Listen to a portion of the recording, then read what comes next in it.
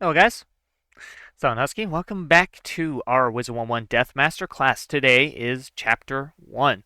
This up, this was probably going on Tuesday evening, so hope you guys had a good Tuesday.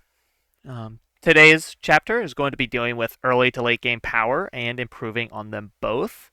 So so first we need to give the level range of what is considered early game, mid game, and late game. So it's mostly a subjective of what you could call each, but what I think is it depends on the big gear power spikes and when you can really improve your gears and spells to a very big amount. In case, here is a little baseline which you could consider your early, mid, and late game. First off is level 1 to 50, and you will finish Dragon Spire at level 50, so this will be your early game sort of basis where you're going to be learning the basic mechanics of the game and then just further improving it and gaining new spells and other things to help improve gameplay functionality with your school. Um, so mid game, I consider level 60 to 100 to around to either 100 or 130, depending on what you want to put it as. Now, you probably noticed that 51 to 59 is not here because I consider that a transition phase between early and mid game due to the fact that 50 to 59 is when you're going to be getting auxiliary gear like athames, rings, spell decks, and such, that it's not really a big power spike, but level 60 is when you finally hit the real true power spike in your gear set, which is obviously Waterworks, Zigzag. So this is what I would consider your mid-game setup, or mid-game in terms of Wizard 101. And late game is anywhere 131 plus, as this will be the last stretch of the game where you're getting your, last sort of big gear power spikes, especially, Merciless, especially from Lemuria, Novus, and Wallaroo, Selenopolis, right? These transitions can easily be seen through specific gear drops and progression on their stats, where your baseline early game gear looks way different and has way different statistics than the gear that you drop from Waterworks, Zigzag, and even into late game gear. So we'll start with our early game strengths, weaknesses, and what could be a simple fix of how to better make do with what you have. So first off is strength. Is early game trains can be very versatile, staying in front, staying in fights longer without needing to worry about trying to use self-healing spells on yourself. Alrighty, so first is a weakness of death in the early game is the lack of a definitive AoE like Blizzard, Humongo Frog, etc., etc. We don't have that luxury like the other schools do.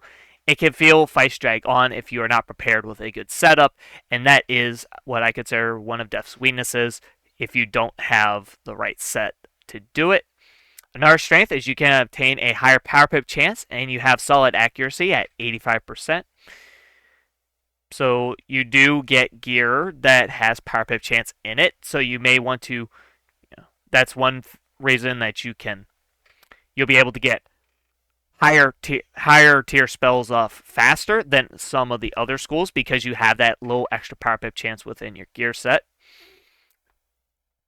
Then another weakness is you may struggle in certain areas without help if you don't understand your spell's damage and how your stats correlate with it.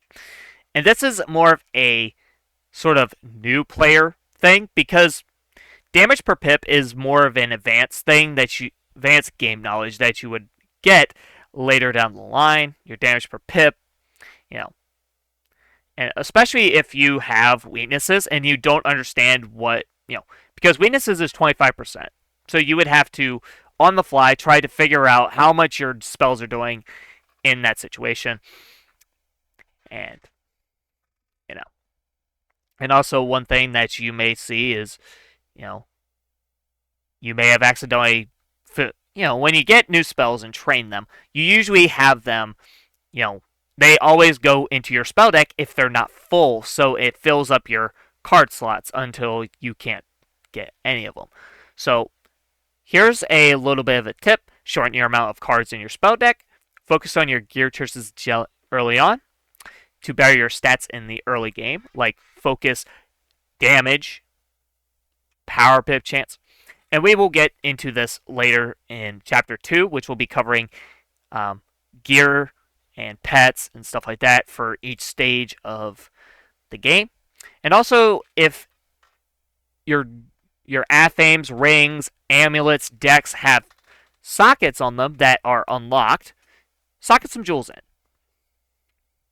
Whether it's a little bit of health, some flat damage, flat resist for a certain school, it all can lead to a little bit of extra damage control and actually give you a little bit more help, especially if you want to avidly focus on improving your character. Then socketing jewels is an option there. So now we'll move on to the mid game. 1 strength, AoE heals tons in multi-enemy fights, including and with the inclusion of critical in the mid game, you can get some great healing off even if you don't even have a good stack of blades on. You can still heal a lot.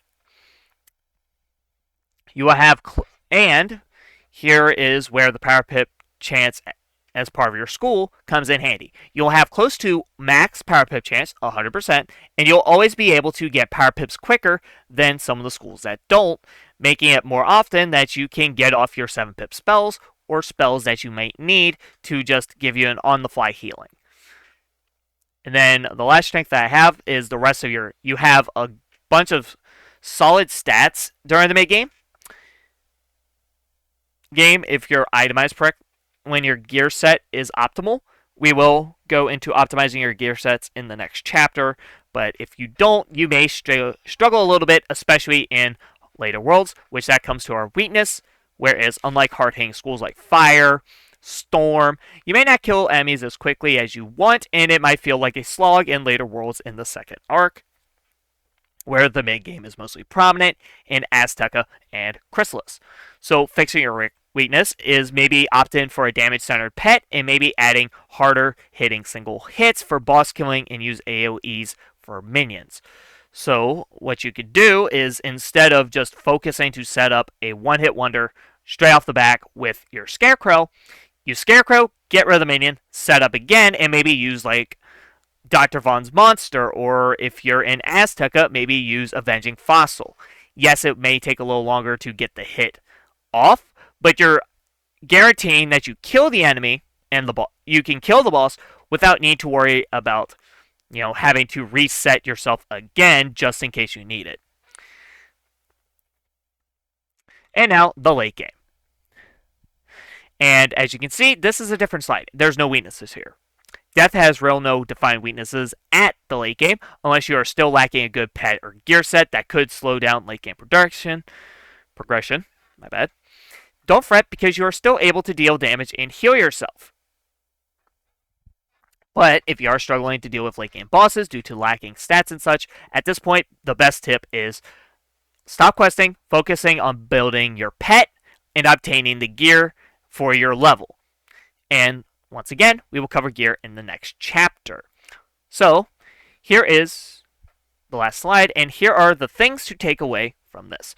1, your early game is when you are at your weakest without AoEs, but you are still able to heal yourself in battle and can sustain your health pool. Your mid game is all about surviving long drawn worlds to finally reach the power spike that comes with getting out of those worlds, i.e., Dartmoor gear and even a good wand in the form of the I think it's an axe and shield that you get from fighting the tree at the end of Chrysalis. Late game is when you're at your strongest and can get through most content with little to no help and can really be at your best when soloing.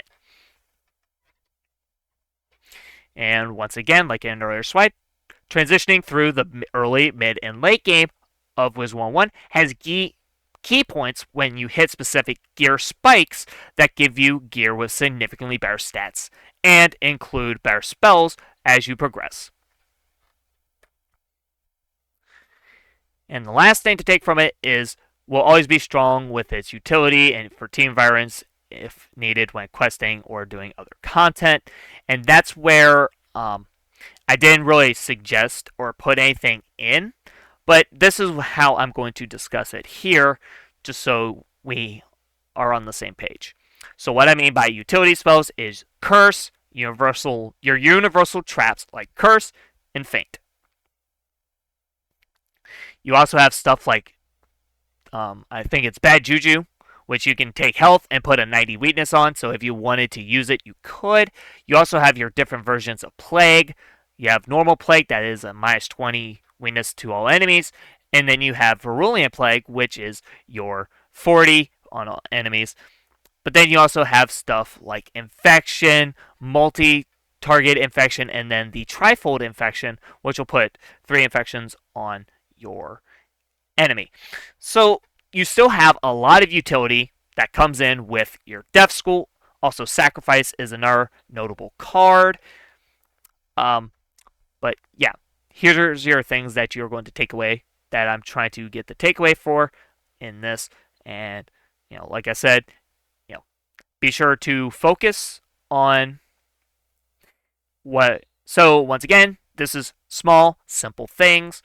We're going to get a little bit more advanced when we move on to Chapter 2, which will be gear optimization, pet optimization, and other things of that like. That chapter is going to be a little bit longer as we're going to be discussing also a little bit more into the gear line of. We're going to be going over terms and other things like that are on gear, so you have a little bit of knowledge about what certain symbols mean on your gear. So, like I said, now we have our foundation of what you can consider your early, your mid, late game, and what comes with the early, mid, and late game. So now you are now understanding, and you will be able to take that knowledge and then set your mind to which part of the game you are now in. So if you just made your character, you're in the early game.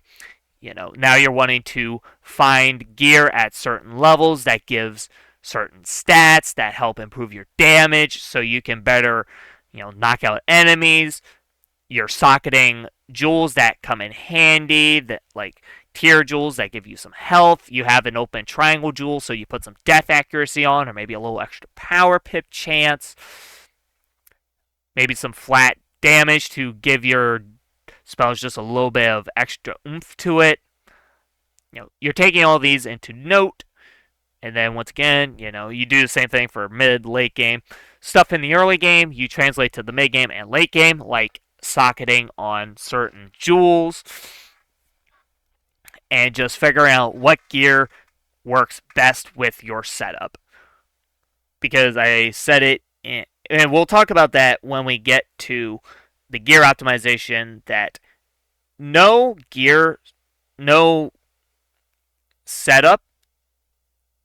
There's obviously best in slot setups, but truly is up to you for that. And we will go over that in greater detail once we get to Chapter 2, which will be gear optimization. So that will do it for covering Chapter 1, which will be for the early, mid, and late game states of Death School as in Wizard 101. And thank you guys for tuning in to the Death Masterclass. Hope you guys have a great rest of your evening on this nice Tuesday evening. And tomorrow we will be back to streaming on Twitch normally. We'll be doing some more Wizard 101. And also stay tuned as we will be getting Death Masterclass Chapter 2 on Thursday evening before I stream. So look out for that. And with that being said, hope you have a great rest of your Tuesday evening. And I will see you guys